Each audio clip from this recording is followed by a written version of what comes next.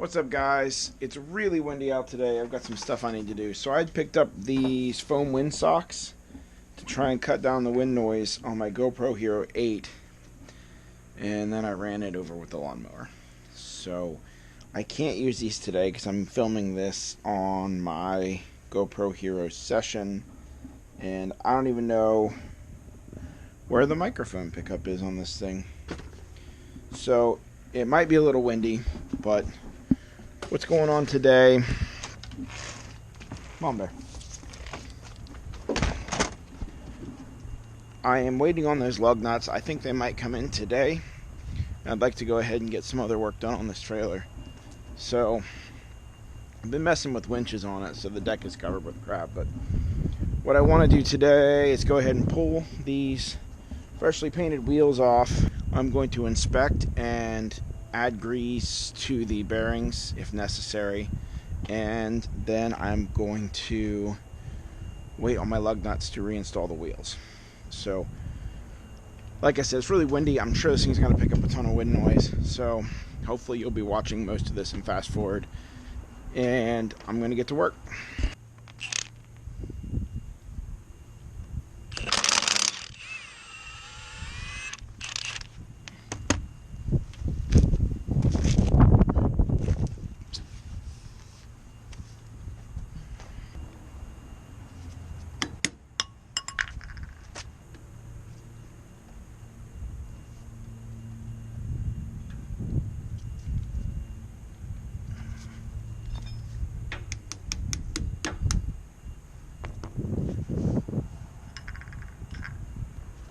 So I'm sorry if the noise is really bad.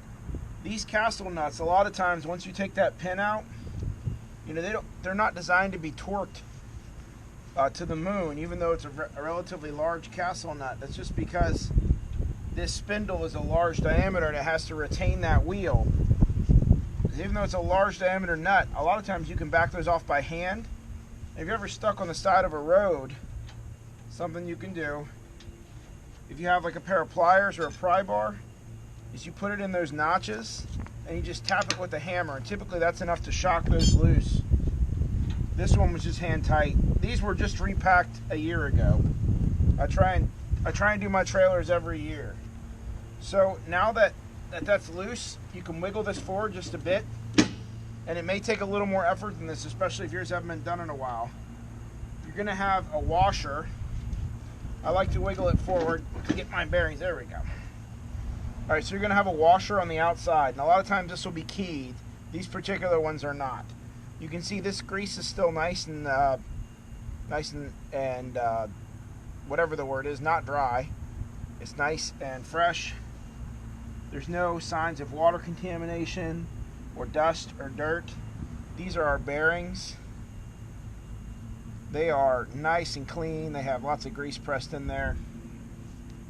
So this is your outer bearing. Now I'm going to put that in my dust cap along with my washer just to keep them nice and clean because we're going to be reusing them.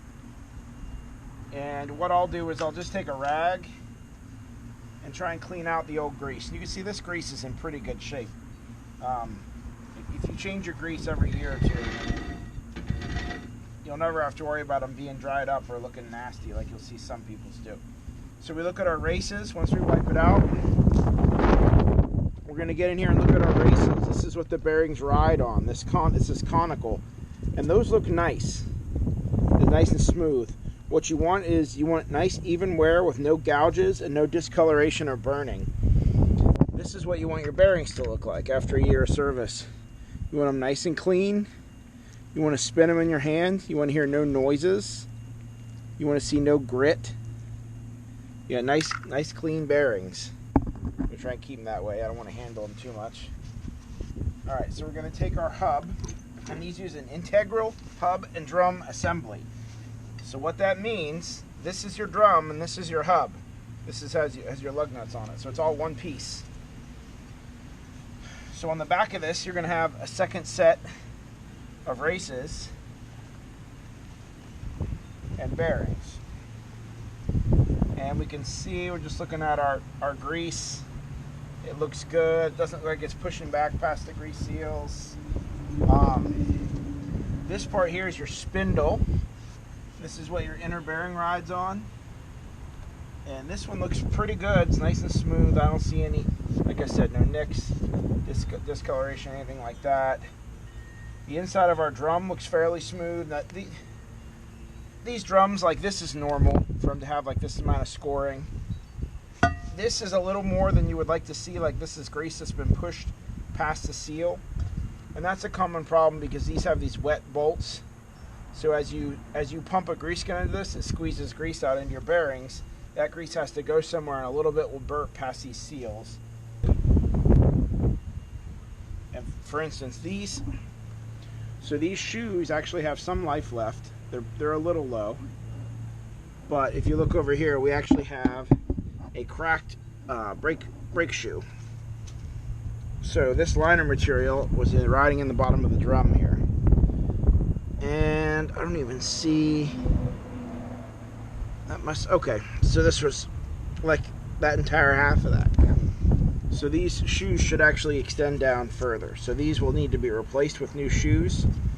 And when you replace the shoes, they come with this new piece of metal. What a lot of people will do, because just 5 bolts here, but what a lot of people will do, because all this stuff does wear and this gets rusty, is they'll unbolt these 5 bolts and take off that entire assembly, and they'll just buy a new brake assembly with this is called your backing plate. So the whole thing will come complete, and that way you don't have to sit there and fiddle with these screws. They can actually be really hard to adjust. You just put the whole new assembly in, connect your 2 wires, and you're good to go. So I'll price out doing the shoes versus doing the backing plates. It is faster just to do those 5 bolts and do the whole assembly. To do the individual shoes, you have to take off all this hardware and get it reassembled in the correct order, and then you have to readjust it. If you get the backing plates pre-done, then it's already done for you. This one uses a keeper. This is a different style of castle nut retention, and this one is keyed, which I'll show you in a second. So your keeper just squeezes over, and they can be a pain in the butt because they kind of snap over the nut. And this isn't quite, there it goes. I'm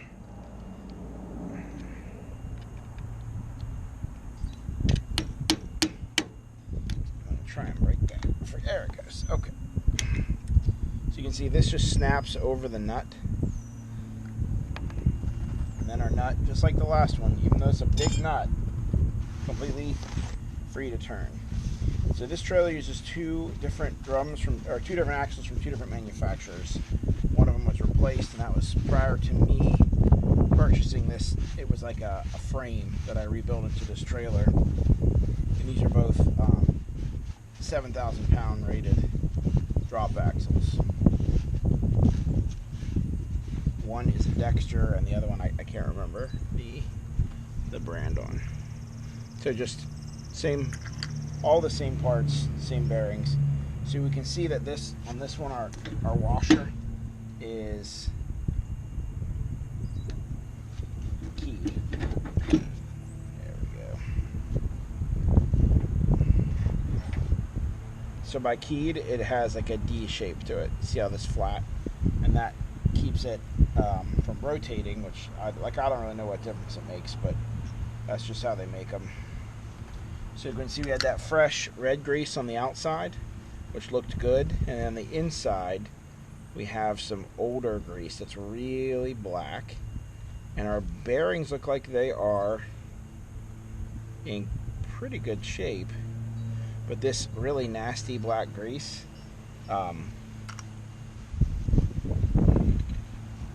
probably needs changed.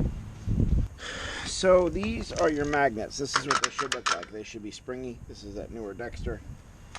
And this older one here, the one that had the brake shoe failure, you can see that this isn't moving. And sometimes you can give those a whack and free them up, but this one's just not freeing. So there's not a ton you can do with this. Like, this magnet is pretty heavily scored because it's not retracting. And that's probably one of the reasons why this brake shoe is damaged. This brake may have stuck on. So this was actually the tire that I had issues with premature wear on. And then that went away. So my guess is it went away because these brakes just stopped working. So I probably have no braking on this axle. But it's very hard to tell that when you're driving. It's very hard to tell exactly what axles or what tires are contributing to your braking. So I'm going to give this the old college try with a pry bar and a punch. Try and free it up. But I don't have much hope for it. So probably this entire backing plate is going to need changed. The idea of these brakes is that this is your electromagnet, and when you apply the brakes, it sends current to this.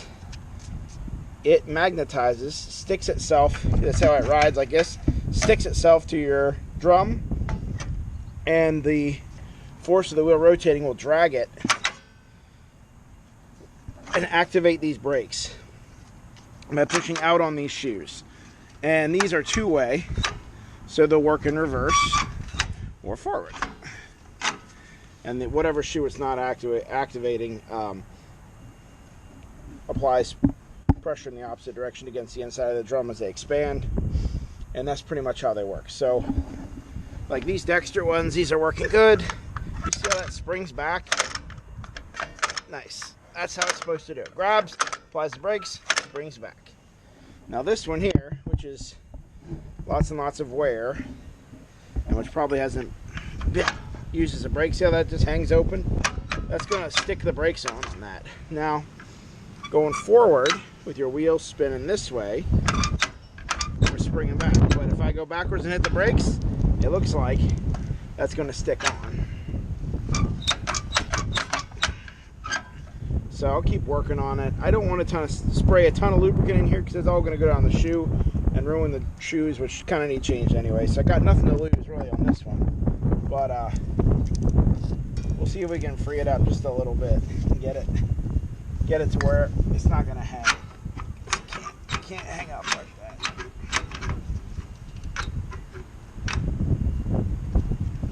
So something that I forgot to mention last time, hi Charlie, is that if you were just doing a bearing job on these or doing work to the hubs, you don't actually have to remove these lug nuts. You can actually just pull that castle nut and the entire wheel, tire, and hub assembly is going to come off.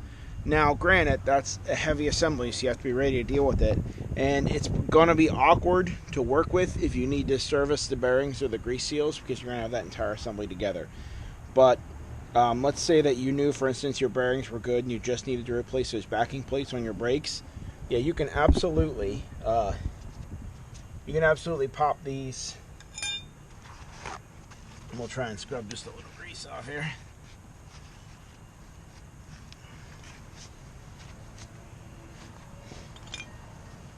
So if you're just trying to get these off, or if you have a lug nut that was seized on for some reason,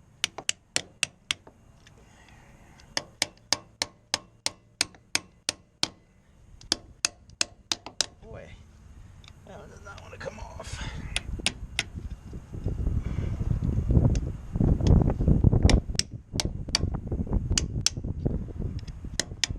Now it does. Alright, so let's check this one for tightness. I haven't touched this one yet. Yep, just finger tight. That's all they need to be. And you'll see some people ask about a torque value for these, but once you've done a few of them, you tighten them, and I'll show you when we put them back on, but you just tighten them until they get to a certain feeling. So this one does not have a castle nut, and this one's getting stuck. There it goes. So you can use like a big crescent wrench or even channel locks, because all you're doing is backing that off. The only reason this is getting hung up is just because there's old grease and stuff on the end of that spindle. And you can even see here, see this? This is where someone's probably used a punch and a hammer to knock this on or off in the past.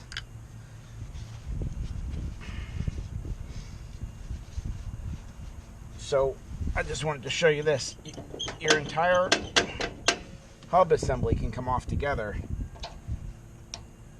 You just need to be conscious that you're going to lose your bearing. There we go. So this, okay, this is good.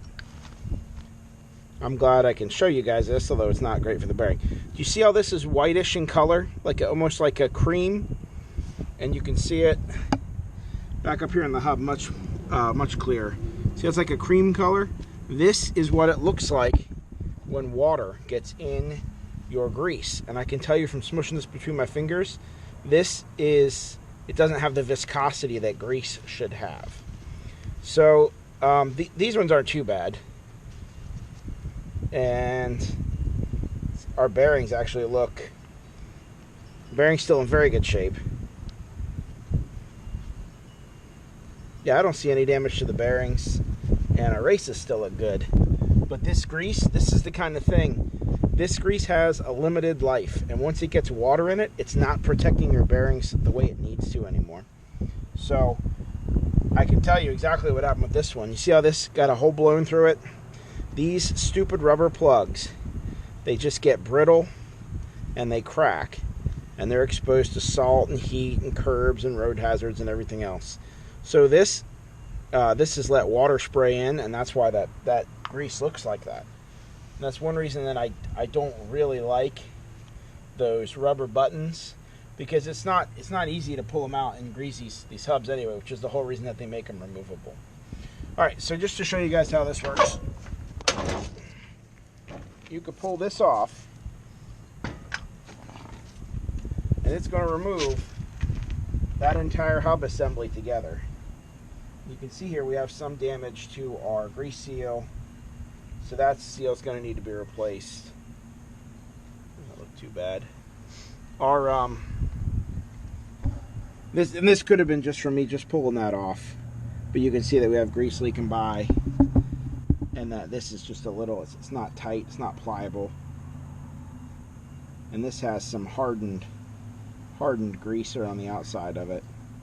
So I may have just damaged that grease seal just by pulling that off the wheel together. But you can see the grease in the back of this bearing is in much better condition than that milky stuff that was in the front. And I can show you more of that once I make sure my wheel is not going to roll away on me. Yep. Wheel chock here. There we go. Alright. So you can see the grease here on the hub is in good shape. Our shoes are in pretty good shape. Like I said, I think this axle's newer. That says February 15. I don't know if that means this was made in February 2015. But I guess if so, that would mean this was replaced right before I bought this. So that's interesting. Alright, well, I just wanted to show you guys how to pull that entire thing, just in case there was ever any reason you needed to do that. This is in good shape, despite our milky grease. So here, I want to show you guys this. This may indicate I'm going to have to get that inner bearing out to know for sure. But you can see how our other bearings have looked.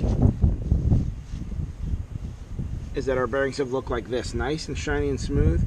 See how this one looks a little burned or a little scored? That may mean that that bearing is not spinning freely. So that's when we're going to have to take apart. We're going to have to pull that grease seal anyway, and we're going to have to pull that bearing out, and that bearing may need changed because that's not normal wear. Alright, so we've established that we need new bearings, or at least we're going to redo one wheel of bearings on this 7,000 pound axle, this Dexter axle. Because of that, I don't like that wear pattern on this spindle. So the question is, how do you know what bearings you need to order?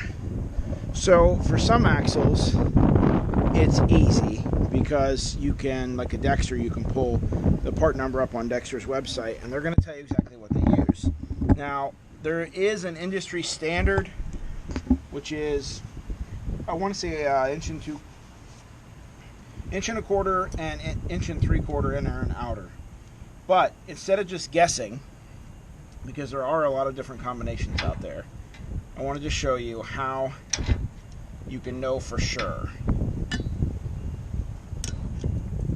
So your spindle, this part here is called your spindle, and this is your outer bearing race, which is actually tapered just slightly, and this is your inner bearing race. It's inner because it's closest to the trailer. And you want to pick up one of these. This is a micrometer. This one's from Harbor Freight. It's Pittsburgh Tools. These are very cheap, like less than $10, I think. So every time you turn it on, you want to squeeze the jaws all the way together, and it should read 0. And if it doesn't, you hit 0 to 0 it. And then you put this over your axle and tighten it up. So we have 1.749 inches. So this is, whoops, this is a precision instrument. You don't want to drop it, like I just did. So we put it over our inners, 1.749. So a 1.75, an inch and 3/4 bearing will be a slide fit over that with, 2 thousandths to spare. So our 1 3/4 is our inner, and our outer is 1.25. If we go to the outside of that, you have 1.249. That's what it should be. So that'll be 1 1/4 inch, 1 3/4 inch. So this takes standard bearings. So all I have to do is order the bearing set. Because the grease seal is nicked on our hub, we're going to go ahead and make sure we get a bearing set that includes our inner grease seal. When you're ordering grease seals, same deal. You can make sure of the diameter of your hub, and by that you use this second set of jaws on here. So this is the front of our hub, but you'll turn it in a circle. Make sure you're at your widest point, and you'll check 2.71. So I'm not sure exactly what that works out to for seals. 2.70, yeah. So we'll poke around and make sure we get the right seals with our bearings, and then I'm just cleaning the grease off that so it's nice and clean and ready to go the next time I need it. But anyway, I wanted to show you guys how you actually know what bearings you need, because that's important. I just ordered a new bearing for the one that had a little damage to the spindle, and I ordered a pair of new backing plates, so those should be here in a few days, and we'll get to work on those. Alright, we got some packages, hopefully for the trailer. You know what, I also got these from a guy who makes them on Facebook Marketplace. They ship knocked down, so they're really easy to put together, and they hold like spray paint cans. They have 5 rows of 4, so they're pretty cool. I got 2 of them. I really like them. But anyway, UPS dropped these packages off.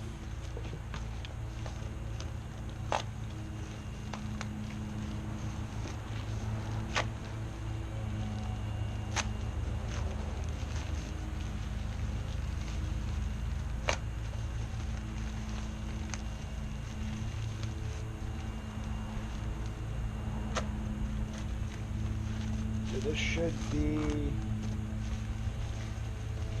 my bearing, my grease seal. There we go.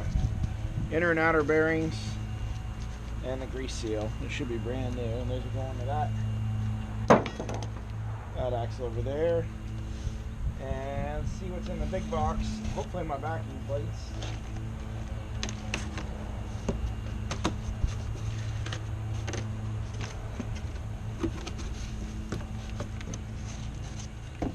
Go. 2 brand new backing plates with shoes. So we'll work on getting these installed today.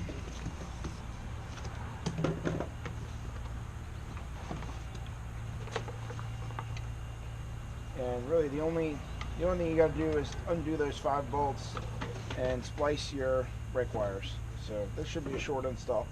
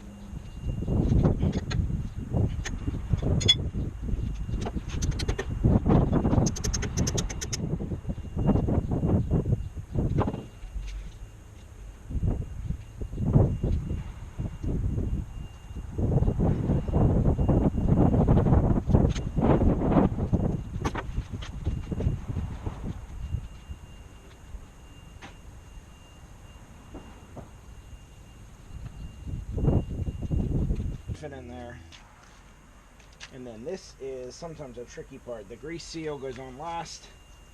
You have to apply even pressure, otherwise you can bow one side of it out. And sometimes you can tap them all the way around. It's best to use a grease seal driver, but I don't have one. And I think this is the biggest socket I have.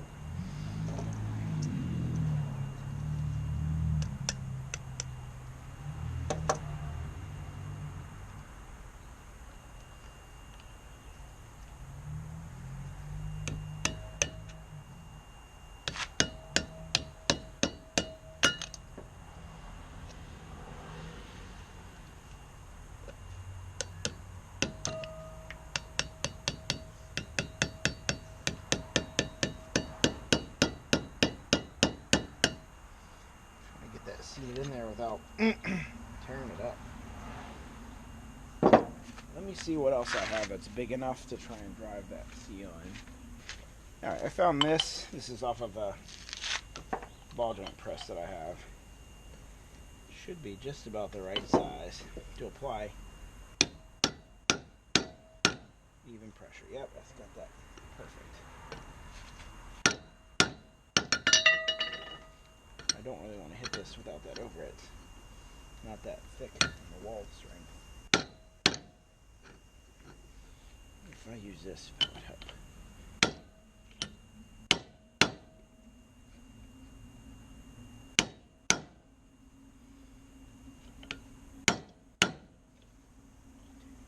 There we go. Grease seal's in. It's nice and tight. It's in good shape. It's flush with that hub. Our bearing's in, it's nice and tight. So that's done.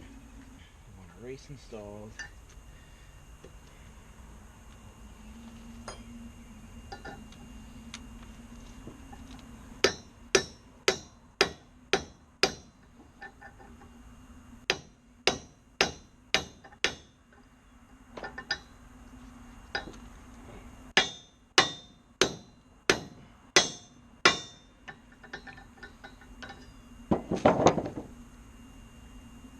Check our lip, make sure our race is bottomed out. Now we should be good to put it back on. Oh. Once again, watch our grease seal as we line it up. Alright.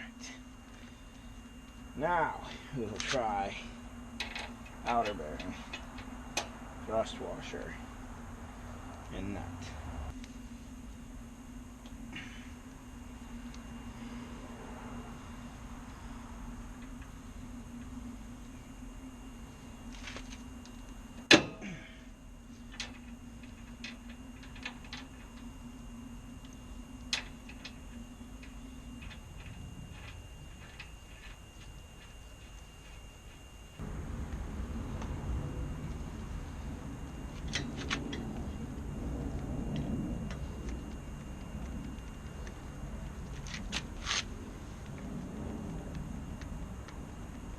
There it goes. I don't know if you can see that right down here. So we see that fresh grease start creeping out around it, and we'll spin her, and that grease is going to get rolled up in those bearings. And we'll give it a couple extra pumps. Alright, so it's nice and full of grease. Any grease that's outside of your bearing here is just making a mess, but I like a little bit because it's also providing protection against water intrusion, just in case you drive through a puddle or whatever. So we will check our bearings. Everything's spinning nice. We can tighten. And you see how that stops spinning? So normally you'll go to when they stop spinning. There we go. You'll back it off about a quarter turn. And then if you remember, these ones use a keeper instead of that cotter pin, which I actually like this keeper. It's nice. And then we will put our dust cap over it. This is literally a hubcap. People call them dust caps, but it's literally a cap for the hub. Not to be confused with the little plastic things we put on our cars to make it look like we have wheels. See if I can cheat that on. No. It's got all cockeyed here. There we go. I'm going to try and get them on straight. Take your time, go around the perimeter. Don't want to dent it all up, but it's not going on straight. Sometimes you can take your hammer and put it on the very lip. Oh, that just popped it off, I see. Alright. Well, I guess this means war, huh?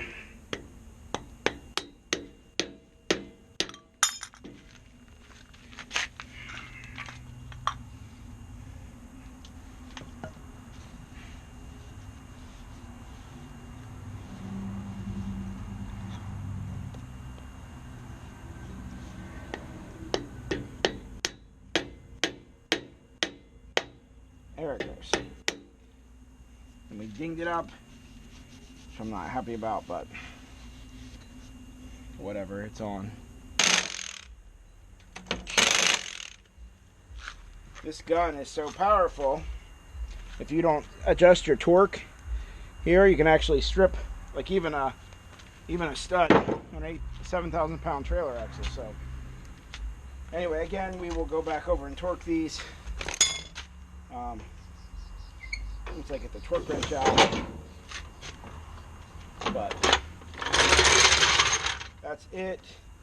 Brakes, hubs, wheels, everything on this trailer is done.